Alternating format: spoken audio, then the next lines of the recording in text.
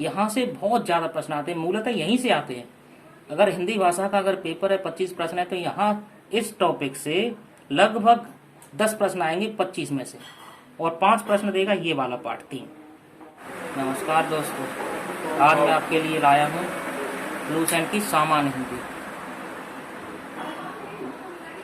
तो ये जो किताब है आपके लिए लेखपाल और यूपीएसआई के लिए जो हिंदी वाला भाग होगा उसके लिए अत्यंत उपयोगी साबित होगी। अब इस पुस्तक की हम देख लेते हैं विशेषता क्या है। इसकी ये विषय सूची है। अब आप इसमें देखेंगे भाषा खंड के अंदर हिंदी भाषा के संबंधित जो भी चीज़ है, जैसे हिंदी भाषा का विकास या स्वतंत्रता के बाद हिंदी राजभाषा के रूप में विकास, हिंदी की उपभाषाएं, बोलियां, देवनागरी लिपि, हिंदी भाषा का मानकीकरण, विश्व हिंदी सम्मेलन। और दूसरा टॉपिक शुरू होता है व्याकरण खंड से, जो ये परीक्षा उपयोगी आपके लिए बहुत ज़्यादा है। जैसे वर्ण विचार इम्पोर्टेंट, वर्णमाला, दूसरे वर्तनी, संधि, यहाँ से प्रश्न बहुत आते हैं। फिर शब्द विचार, उपसर्ग, प्रत्यय, समास, शब्द भेद, तत्सम, तद्भव, संज्ञा से अव्यय तक, पर्यायवाची शब्द, विलोम शब्द, अनेक शब्दों के लिए एक शब्द। यहाँ से बहुत ज़्यादा प्रश्न आते हैं, मूलतः यहीं से आते हैं। अगर हिंदी भाषा का अगर पेपर है 25 प्रश्न है तो यहाँ इस टॉपिक से लगभग 10 प्रश्न आएंगे 25 में से, और 5 प्रश्न देगा ये वाला पार्ट 3। अब पीछे चलते हम देखते हैं तो यहाँ वाक्य विचार है, वाक्य भेद, विराम चिन्ह इंपॉर्टेंट है, वाक्य शुद्धि है, मुहावरे हैं, लोकोक्तियाँ या कहावतें हैं। अच्छा, यहाँ क्रमबद्धता ये भी पूछा जाता है, यहाँ से भी अच्छे प्रश्न आते हैं, लगभग 4 से 5 प्रश्न आते हैं। अगला टॉपिक है छंद विचार, शब्द शक्ति, रस, छंद, अलंकार, ये भी इम्पोर्टेंट पार्ट है। इसमें से 2-1 प्रश्न आता है हर बार।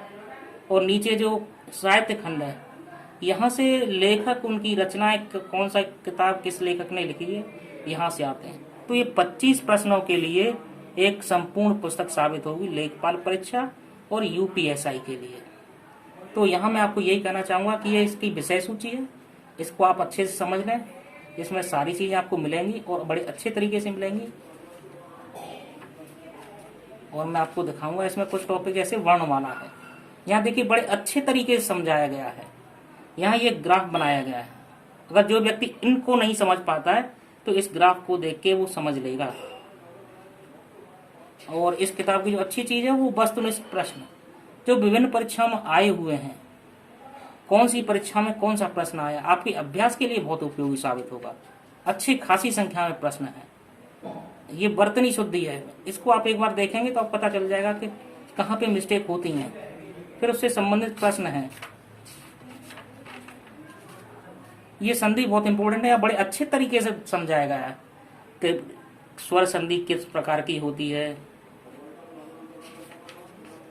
या व्यंजन संधि किस प्रकार की होती है, विसर्ग संधि है, सारी डिटेल में खोल के समझाया। बहुत अच्छे उदाहरण दिए गए हैं, बड़े अच्छे तरीके से इसमें आपको टॉपिक क्लियर कराया गया है। पीछे से अभ्यास के लिए दिया गया कौन से शब्द किस प्रकार निर्मित होते हैं। और इसकी जो खास बात है वो पीछे प्रश्न, आपने क्या पढ़ा, कितना समझ में आया, ये वस्तुनिष्ठ प्रश्न है जो विभिन्न परीक्षा में आए भी हैं और आपकी प्रैक्टिस के लिए बहुत अच्छे साबित होंगे। और बड़ी संख्या में प्रश्न हैं। ऐसे बहुत से टॉपिक हैं जो आपके लिए बड़े उपयोगी साबित होंगे। जैसे समास है, समास को बड़े अच्छे तरीके से दिया गया है, अभ्यास के लिए बहुत ज़्यादा दिया गया है। पुस्तक पढ़ना और अभ्यास करना दोनों में अंतर है, लेकिन ये किताब दोनों के लिए उपयोगी है। अब यह है शब्द भेद, ये इम्पोर्टेंट टॉपिक है, बड़े अच्छे तरीके से देखिए, सारी चीज़ आपको मिलेंगी यहाँ पे। संज्ञा से अव्यय तक, संज्ञा है, लिंग है, वचन है, सर्वनाम है, कारक है, विशेषण, क्रिया, यहाँ पे ये काल दिए गए हैं। आपके अभ्यास के लिए पीछे अच्छे से प्रश्न दिए गए हैं। पर्यायवाची शब्द अच्छी खासी संख्या में, आपको किसी दूसरी पुस्तक के लिए नहीं भटकना पड़ेगा। फिर अभ्यास के लिए काफ़ी प्रश्न है, अभ्यास आपके लिए आवश्यक है। विलोम शब्द अच्छी खासी संख्या में है। लेखपाल के लिए या यूपीएसआई के लिए आपको दूसरी पुस्तक की आवश्यकता नहीं। मार्केट में बहुत सी पुस्तकें आपको मिलेंगी, लेकिन आपको जगह जगह नहीं भटकना है।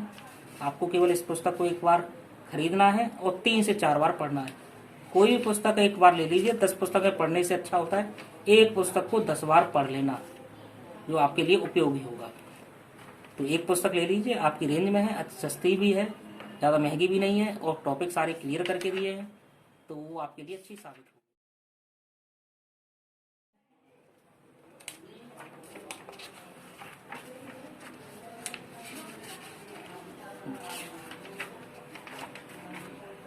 विभिन्न लेखक और उनकी पुस्तकों के नाम, जो आपको एक साथ इतने सारे मिल जाएंगे, आपको कहीं नहीं देखना पड़ेगा।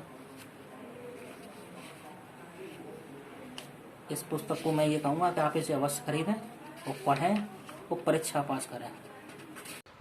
10 पुस्तकों को एक बार पढ़ने से अच्छा है एक ही पुस्तक को 10 बार पढ़ा जाए।